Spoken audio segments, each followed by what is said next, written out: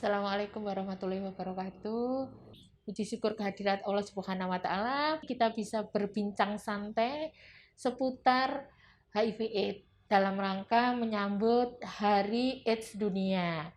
Terima kasih atas kehadirannya Dr. Yohanes, spesialis penyakit dalam, bisa sharing tentang ilmu yang berkaitan dengan HIV. Mulai daripada bagaimana virus HIV itu bisa masuk ke dalam tubuh, kemudian nanti bagaimana cara penularannya, kemudian dikatakan orang itu sudah dikatakan ODIF dengan tanda dan gejala itu mulai berapa tahun, kemudian dikatakan AIDS itu yang bagaimana. Silakan dok. Baik, terima kasih atas kesempatannya. Ya, saya bukan pakar AIDS ya, saya hanya penyakit dalam biasa. Tapi kebetulan di Rumah Sakit Umum Sidoarjo ini saya diberi amanah untuk menangani dari pulih HIV AIDS ya. Jadi pertama-tama saya mau menjelaskan bahwa eh, penyakit HIV ya, penyakit HIV AIDS ini adalah penyakit daya tahan tubuh, yaitu daya tahan tubuh manusia yang diserang oleh virus. Jadi singkatannya aja HIV itu sudah Human Immunodeficiency Syndrome. Jadi sesuatu penyakit yang kekurangan daya tahan tubuh pada manusia yang disebabkan oleh serangan infeksi dari virus HIV. Itu di Indonesia sudah ya namanya globalisasi dengan penyebaran penduduk yang mobilisasi yang makin meningkat. Nah, di Indonesia sudah makin meningkat jumlahnya dan tidak usah khawatir karena penyakit ini tidak semudah yang dibayangkan penularannya ya.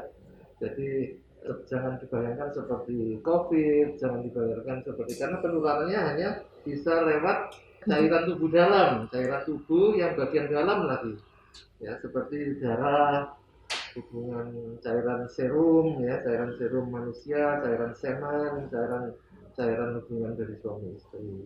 Jadi kalau merawat, salaman, rangkulan itu tidak akan menular. Ya. Jadi tidak jangan fobi, jangan seperti yang ditakutkan, tapi kita harus tetap waspada, tetap harus waspada. Jadi kembali lagi tadi yang ditanyakan tadi apa? Setelah definisi perjalanan penyakitnya Iya, ya. betul.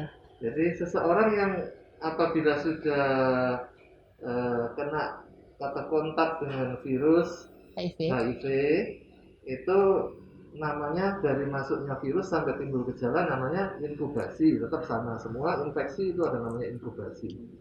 Lalu dari inkubasi untuk manifest menjadi HIV itu juga diperlukan waktu. Kita kalau kena infeksi ada 4 stadium ya dari infeksi HIV, yaitu stadium satu selain setelah prodromal, setelah gejala awal atau prodromal, terus timbul gejala stadium satu itu berupa panas, panas biasanya yang tidak sembuh-sembuh.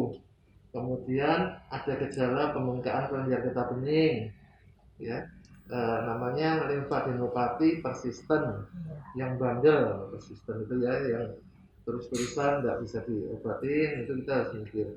Lalu ada gejala batuk yang tidak sembuh-sembuh, lalu gejala diare yang tidak sembuh-sembuh. Itu gejala yang kita harus waspadai apakah sebelumnya pernah ada kontak ya, ada kontak atau tapi kontaknya bukan kontak biasa, kontak cairan tubuh dalam sekali lagi.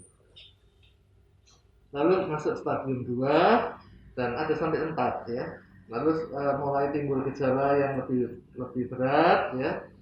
Kalau pada suatu stadium 3 akan gejala ada disertai 2 sampai 2 stadium 3 itu gejala infeksi opportunistik. Artinya ada gejala infeksi dari penyerta akibat dari daya tahan tubuh yang sudah mulai turun. Ya. Kalau stadium 4 adalah stadium dengan nama AIDS ya, bukan infeksi HIV lagi tapi AIDS ya. Yang ditandai dengan gejala yang parah yaitu wasting syndrome, berat badannya turun, kekurangan gizi seperti kalau pada kakeksia gitu ya, tinggal tulang sama daging, kekurangan gizi dengan disertai juga IO yang berat seperti golongan keganasan, ditambah keganasan seperti limfoma maligna atau kulit ya, sarkoma kaposi dan lain-lain. Kalau yang stadium 4 itu jangan khawatir, kalau kalau kita ada obatnya ketemu dan masih sensitif, itu bisa kita katrol naik kembali ke stadium 3 dan 2 selanjutnya ya. Dan sekarang sudah banyak macam obat dari antivirus yang ada di pemerintah, dari drop-dropan dari WHO ya, dari lewat Depkes, itu yang masih bagus-bagus, yang dengan efek samping yang lebih minimal dan masih poten ya.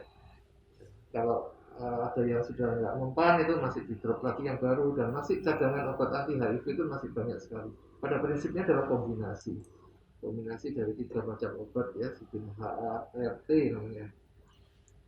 Itu targetnya adalah pemberian antivirus, di mana setelah pemberian 6 bulan mencapai target untuk deteksi virusnya, itu viral loadnya menjadi tidak terdeteksi atau penurunan yang bermakna ya. Asalkan patuh ya dok pada pengobatannya ya. Iya, asal patuh, kuncinya itu. Jadi jangan terus dibuat, saya sudah nggak merasa apa-apa, terus obatnya di stop atau minum enggak, ada pusing lupa minum, nah itu membuat jadi resisten padahal obatnya itu sudah sensitif, jadi tambah makin merugikan dirinya sendiri ya, jadi tidak mempan lagi.